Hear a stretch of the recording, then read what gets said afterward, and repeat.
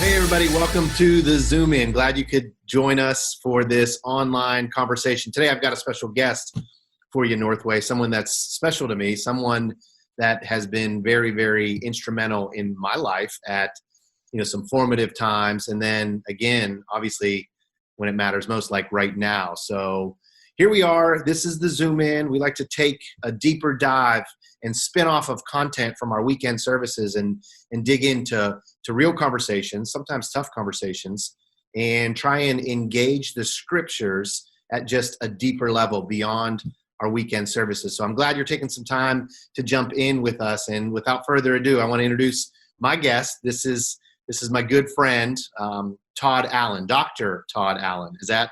That's correct, right? I almost forgot that, because I knew you.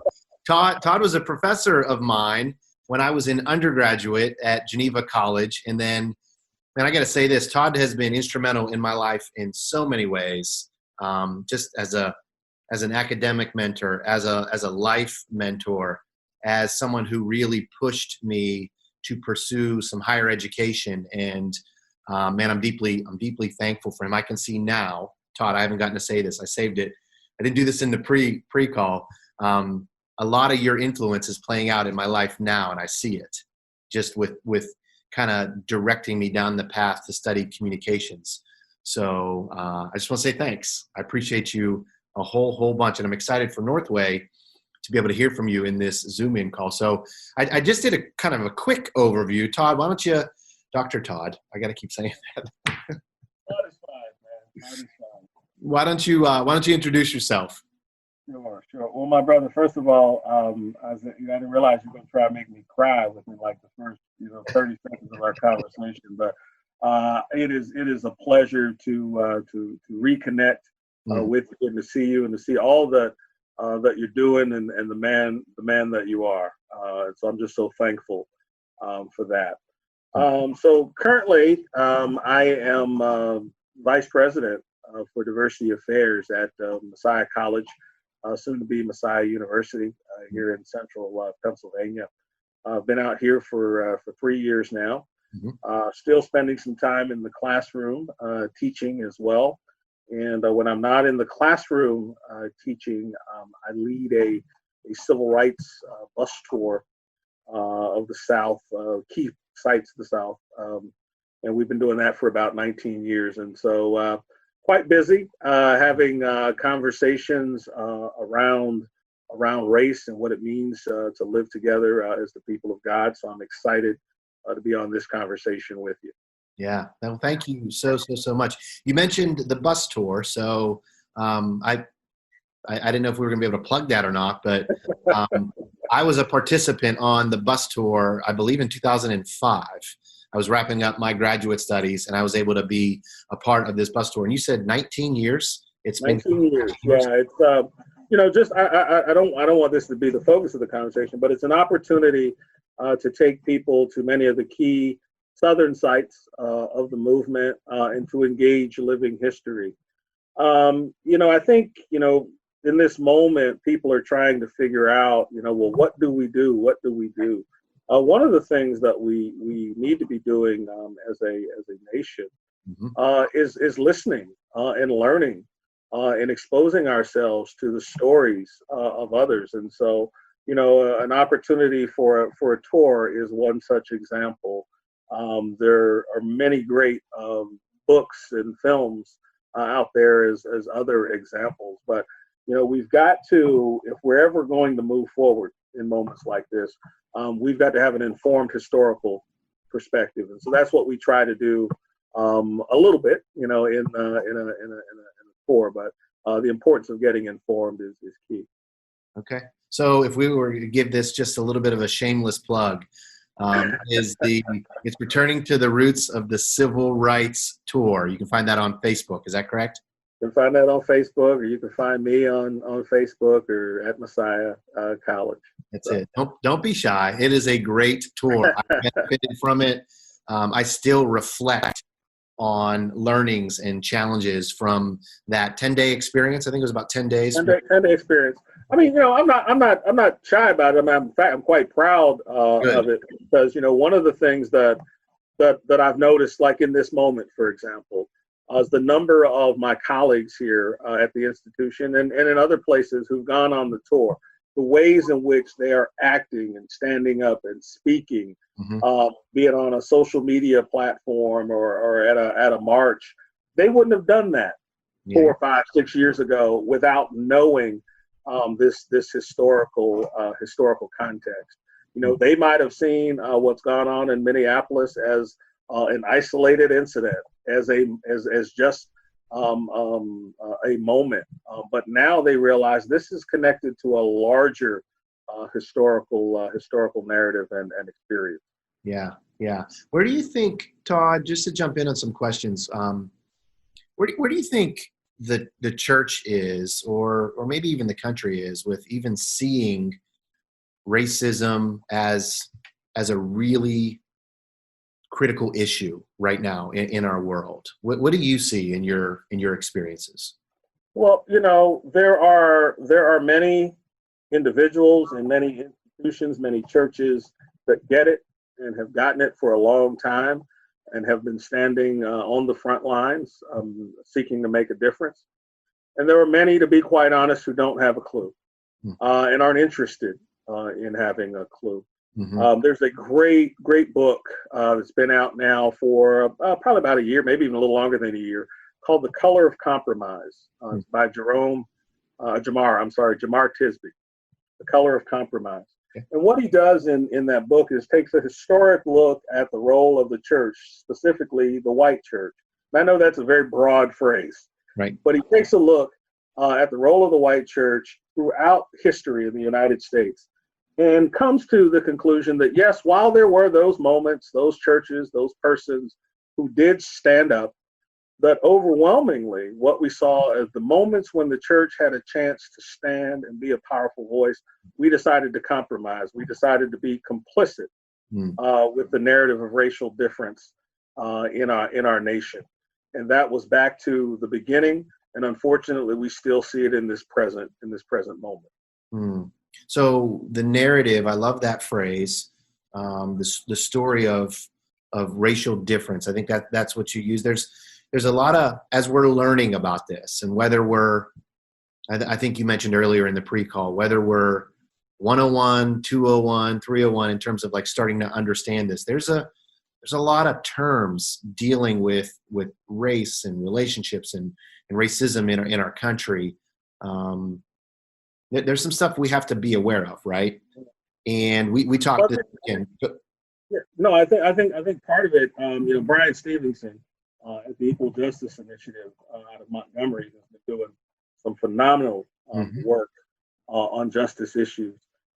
Is the person who's kind of given credit with popularizing that phrase, the narrative of racial difference.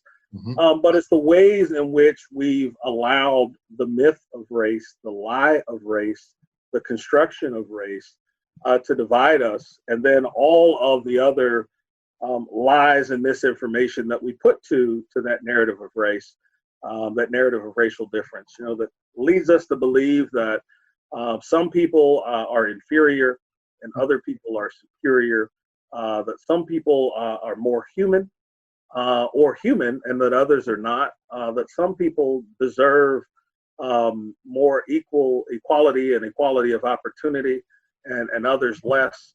And that's something that, again, goes back to, I know we like to tell ourselves great founding stories, but goes back, to the founding of our country and our failure to have honest and open and candid conversations about that narrative of racial difference and how that legacy continues to affect and harm us all.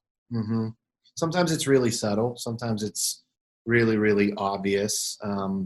One of those words that I hear a lot around this conversation is it's either systematic racism or systemic racism. I've even seen it as institutional racism.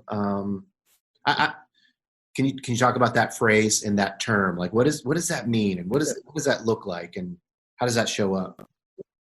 Well, I think one of the issues is first of all, what do we mean by racism? Yeah. Right. Yeah.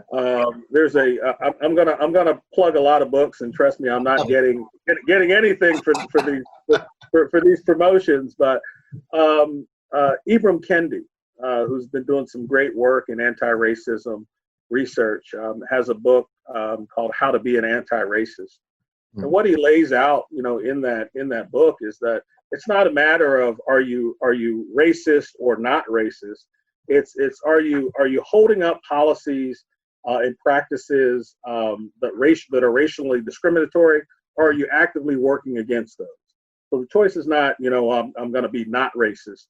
That's like being neutral. The choice is that I'm going to be anti-racist. And when we talk about racism and discrimination, it's racism is a structure.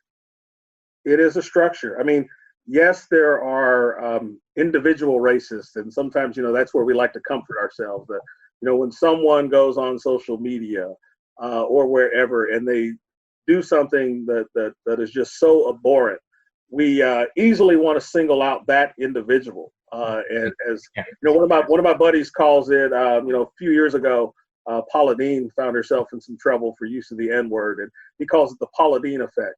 And so, we chastise and we castigate that individual, and then we pat ourselves on the back like we've solved the racial problem. But the history in this country, I'm just thinking about the African American experience, the history of slavery, the history of Jim Crow, the residue of racism from Jim Crow that's still with us now, in terms of housing segregation and educational segregation and economic segregation, are all institutions, are all structures. And so, whether we, in the case of Minneapolis, bring charges and get convictions on 4 officers, that does not solve the systemic issues of racism and racial profiling that exist in law enforcement, for example. Right. So there's a much broader conversation, and I think and I love that phrase when you said it's convicting. It's not enough to be neutral. That's actually not okay. We have to fight against it when we see it and be anti-racists. Yeah, I think it was Bishop Tutu said that if you are neutral in moments of oppression, you've chosen the side of the oppressor over the oppressed, right? And so when we talk about racism, we're talking about a system of advantage based on that myth, that lie of race, that narrative of racial difference. So how do we speak out as Christians, how do we speak out against and move from neutral, that's such good language and vivid imagery, into putting the car into gear, right? And moving it forward and fighting against those systems and structures that oppress people. How do we start? What do we do? Well, I think part of starting comes with awareness, and with getting informed as to what's going on, leaning in to those difficult conversations and difficult moments, learning to listen, right? I think those are many beginning places. So often we want to jump to, what do I do? What do I do? And I've had people say to me all the time, well, what do I do? And I said, how about listening? I don't want to do that. No, I mean, they don't say I don't want to do that, but it's like they want to do something more. I'm like, there's a process, to this.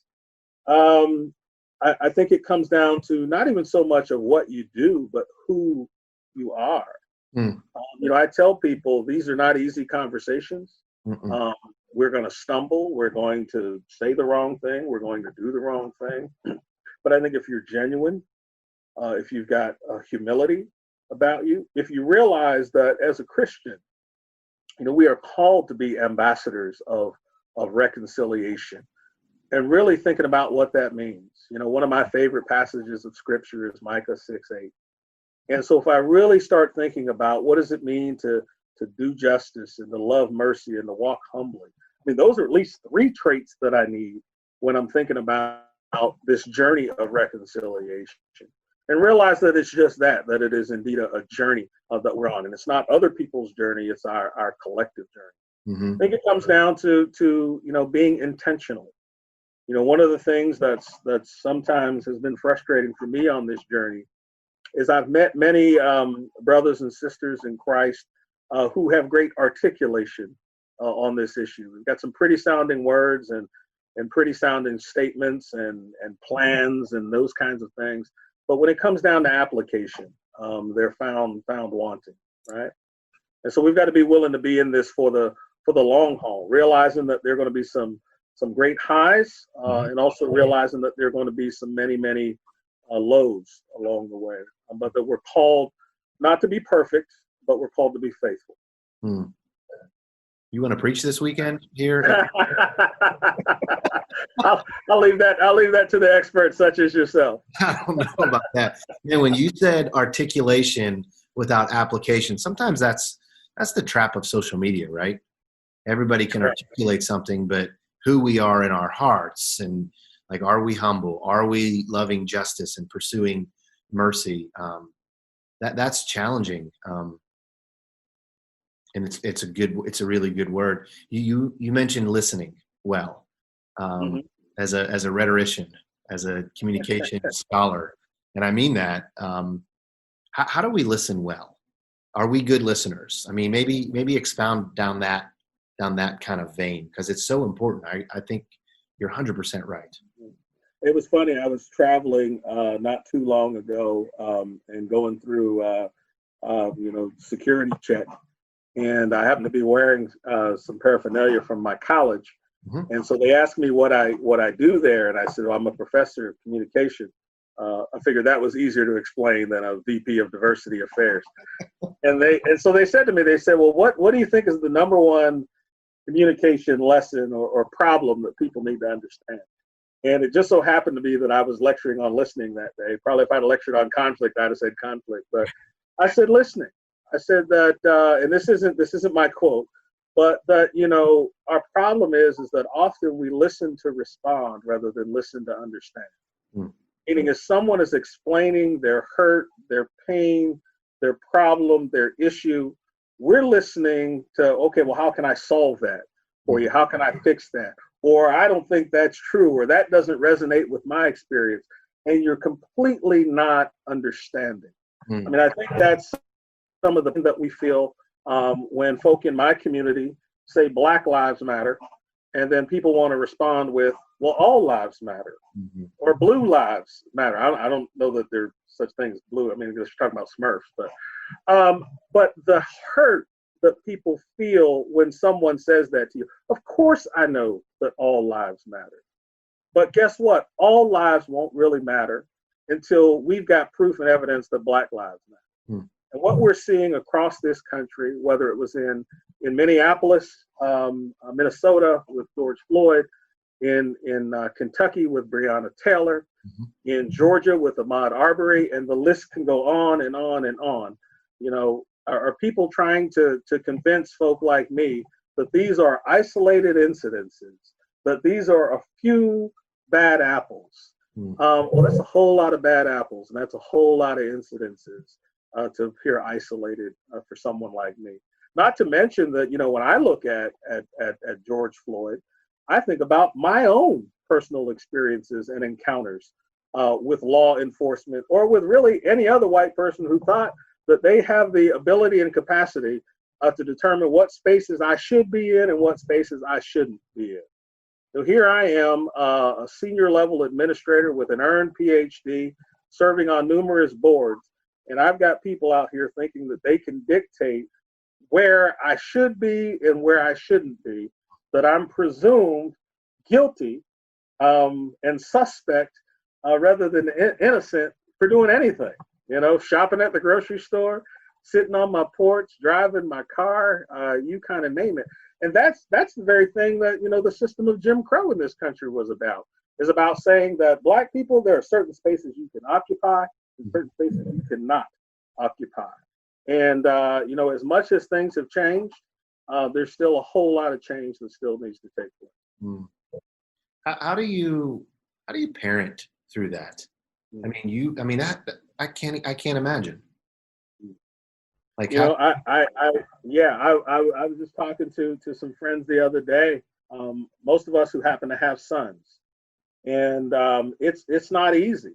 When you're a parent and you've got a 5-year-old that you've got to try to explain to him or her what they're seeing on the news in a way that they can understand, but that they don't become frightened. Yeah. But guess what? It's not just with a 5-year-old. I have a soon-to-be 21-year-old. And I need to make sure that he is aware enough so that he does the necessary things that he needs to do to come home safe, right? But at the same time, I try to not say so much that I've got him, paralyzed with fear and suspicion in his own. It's not an easy dance. I was explaining to someone recently. I went at the height of all of what's going on here, and my wife and I, we bought our son his first car, and that should be a very exciting moment, a thrilling moment, a milestone moment, and it was all those things. But at the same time, in the back of my mind, I'm thinking, now, did I just now give him a vehicle, no pun intended there, that could be a means that could lead to his demise? No parent should have to think about that. But having my own experiences, time won't permit to talk about them all, but having my own experiences where you quote unquote fit the description, it is beyond painful, beyond frustrating. It can cause one to lose hope. It can cause one to lose hope. But I tell people, like, Cornel West says, I'm a prisoner of hope. And as I've heard others articulate clearly, that nowhere in studying the history of my people, nowhere in studying scriptures, do I realize or do I see a phrase, and then they quit, right? Yeah. I've got to keep persistent. I've got to keep believing. I've got to keep being that prisoner of hope. I owe that to the generation coming behind me, because the generation before me did the same thing. And we all owe that, right? We all owe that. Yeah.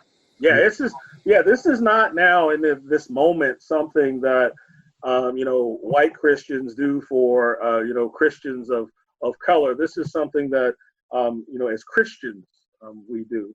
We were talking about this a little bit earlier too. That people used to tell me that you've got a ministry of reconciliation, and people compliment you, you feel good about that. And I used to think, yeah, I do. People used to tell me, well, you can't leave this organization because you have a ministry of reconciliation. I used to feel like, well, if I leave, what will happen to the ministry of reconciliation? And then I realized, all of us as Christians, all of us claiming the name of Christ, are called to be ambassadors of reconciliation. So I have no more of a mandate than you do, right? Mm-hmm. And it's realizing that it's our mutual obligation to advance the cause of Christ that we are called to. Mm. This weekend, part of the message, I talked about how Jesus was 100% grace and 100% truth. He was both. And anytime we try to kind of split or balance out, we're missing the mark. So there's. I read somewhere years ago that said, "Love without truth lies, and truth without love kills." Right? Yeah. And so that's exactly what you're saying, that we are called to be a people of love and of truth, mm-hmm. of grace and of mercy. Mm-hmm. Unfortunately, in my experience, I mentioned that book, The Color of Compromise.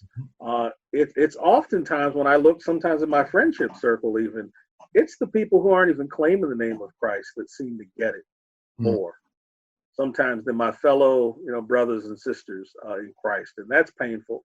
That's frustrating. I mean, I'm glad somebody gets it. But man, wouldn't it be all the more rewarding, all the more fulfilling if my fellow believers who claim the name of Christ got it and got on board as well. Yeah. That's our call. And that is, that's a tough pill to swallow for the church to hear. But until we hear that, how do we wake up from the slumber? Right? That's why truth and correction it's important. Jesus called sin, right? I heard someone say Jesus called sin, then he went to the cross and paid for it all. Right. Like grace and truth. And I know last week in our Zoom in, we talked, Adam London pointed out, he's a guy on staff, leads worship at our Oakland campus. He just talked about the uncomfortable nature of all this, and we have to step toward that. So I got another term I want to throw out there and get your wisdom on.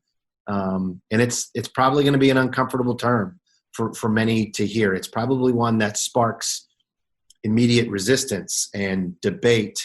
And I'm going to tell you every reason why it's not real, but in the spirit of grace and truth and in listening, right, reserving judgment and really hearing, what about the term white privilege? Right. That's a big one. I hear it a lot right now, and I know it puts people back on their heels, but like, how do we understand that? What is it, and what do we do with that? I will touch that, but what you were saying there about people being uncomfortable. I chuckled a little bit because if talking about race makes you uncomfortable, if talking about racism makes you uncomfortable, imagine in my case now what it's like to have lived 51 years of being the target of racism, right?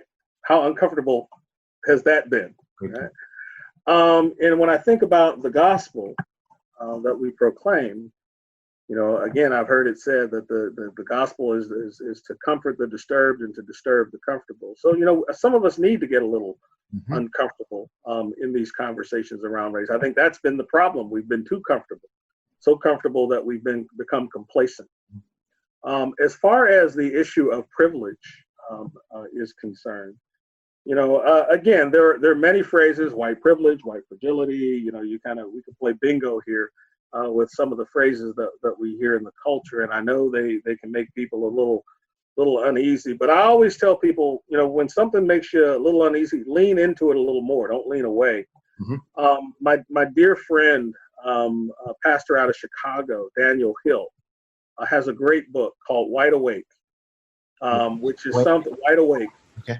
Which I encourage, if folk are looking for, how do I, as a Christian who happens to be white, walk into this conversation that makes me uneasy and start my own journey? Daniel Hill's book, Wide Awake, would be at the top of my list. I've used that with colleagues here on the campus. But, when we talk about white privilege, what we're, often then people will respond, but you don't know how hard I worked and what I had to overcome and the poverty in my family. And I'm not denying those stories. I mean, I know those stories are true, and we need to listen to that. What white privilege is saying is, guess what? One of the hurdles that you've had to overcome was not because of the color of your skin. Right?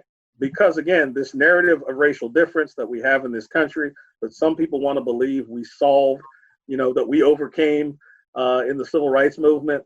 No, not true. That legacy and those policies are still with us in many, many ways. And so, when people say white privilege, again, what they're not saying is that you haven't had to overcome adversity. We've all had challenges, but your whiteness has not been one of those challenges, right?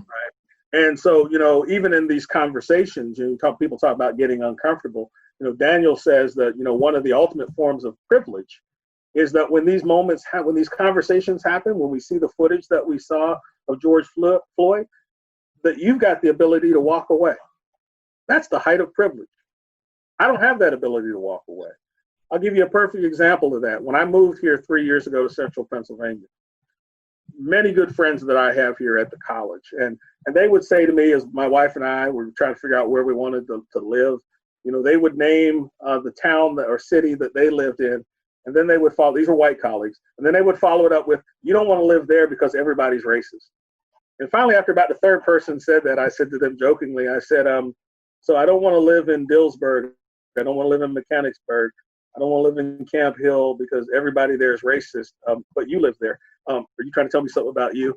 And then they get a little nervous. We use it as a laugh. But what I said to them though was a couple of things. I think that's cute.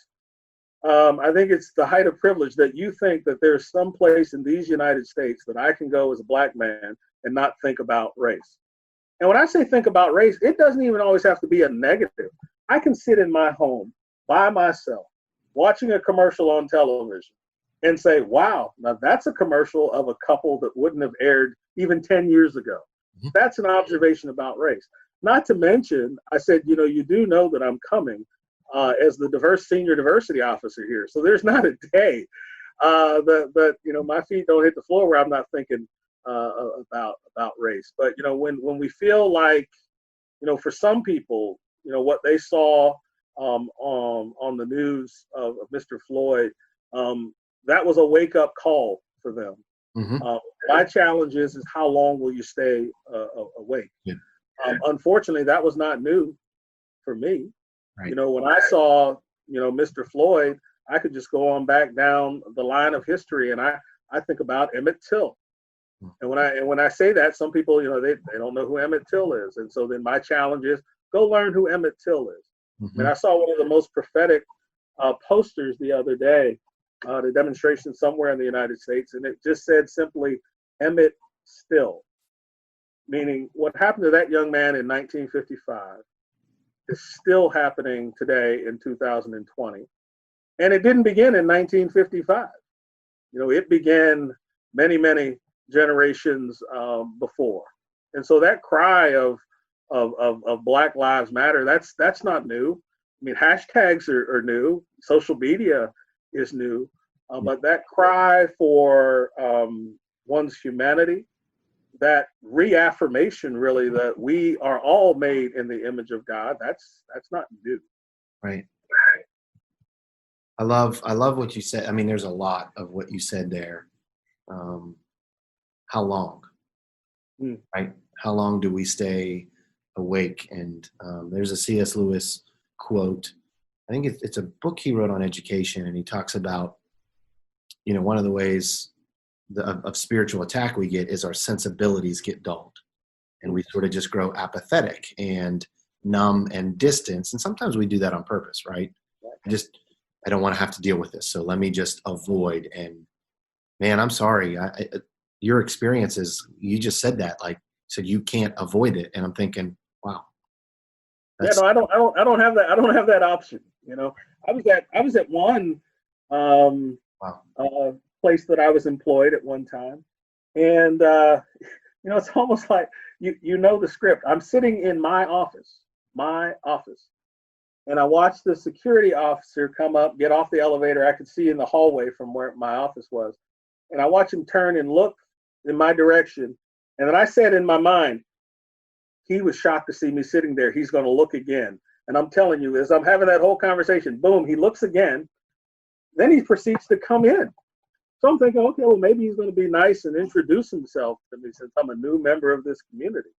No, he walks in and boldly looks at me and says, "Can I help you?" And yeah, it was kind of the look on my face. And I'm sitting there thinking, I'm in my office with pictures of myself and my family, my degrees on the wall. And I thought, well, he's thinking he's going to make this an uncomfortable moment for me. I'm going to flip it right back. And I said to him, "Did I call you?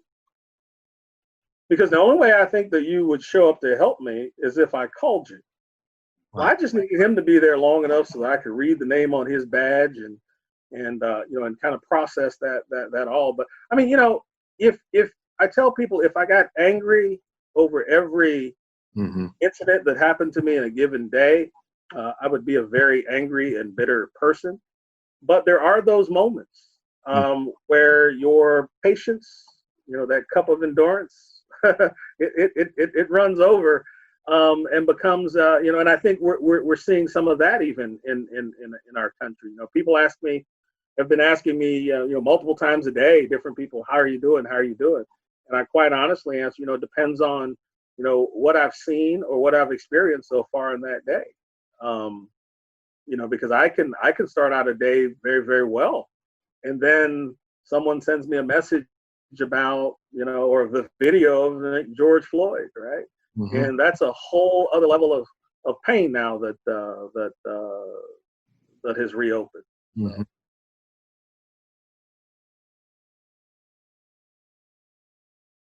Sometimes I'm in a rush to just say what is next, and maybe sometimes we just need some silence, Part of reconciliation, I tell you, it's a journey, and it's an ongoing journey, and we're going to take steps forward. We're going to make tremendous progress, and then next we're going to slide backwards, right? Mm-hmm. But on our journey, we might run into traffic. We might get rerouted. We might get delayed. But we can't let those delays be, denied. Part of the reconciliation journey is lament. Mm-hmm. We're not good as a country, we're not good at lament. We're good at celebration. We're good at victory. We're good at patting ourselves on the back and telling ourselves how exceptional we are. But we're not good at mourning. Mm. We're not good at loss. We're not good at grief. You're right. And sometimes we need to sit in that and really allow, the Lord to speak to us and point us in the direction that he would have us to go. If my people called by my name will humble themselves and pray. All right. We need to get a little humble. We need to,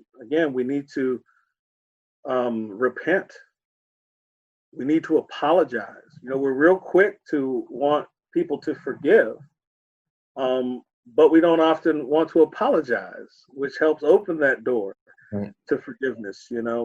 Things are not perfect, I know, in terms of South Africa, but one of the things that I was always inspired by, at least, was that when they came out of apartheid, one of the things they tried to do, led by, yes, it was a government initiative, but headed by the church and Bishop Tutu, was a truth and reconciliation commission. As a country, we need some truth telling. The murder of George Floyd is a truth telling moment.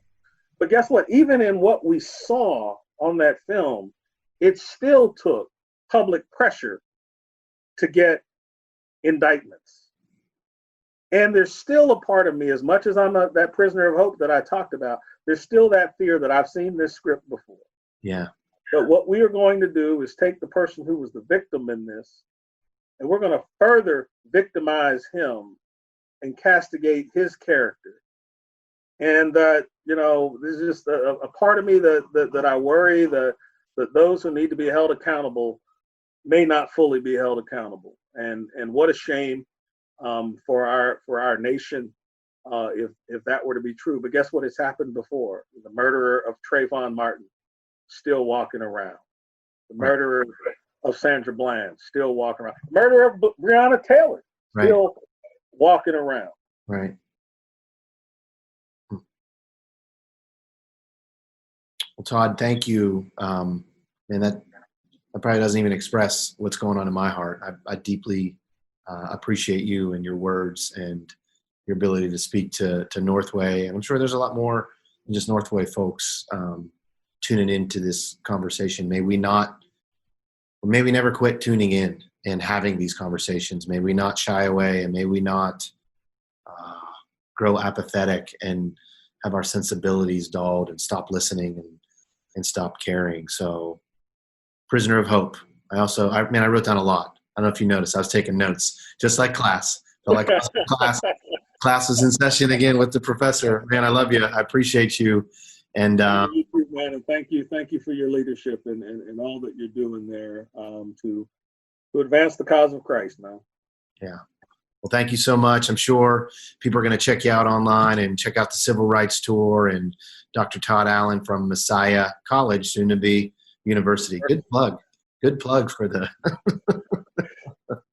Hey, I appreciate you. Thanks, Northway. Thanks, everybody, for tuning in. And I hope and pray our hearts are changed, that our minds aren't just informed, but that our hearts are changed from what Dr. Todd shared with us. And man, I'm praying, and I hope you join me in praying for real and lasting change for our nation and our world. Thanks, everybody, for tuning in.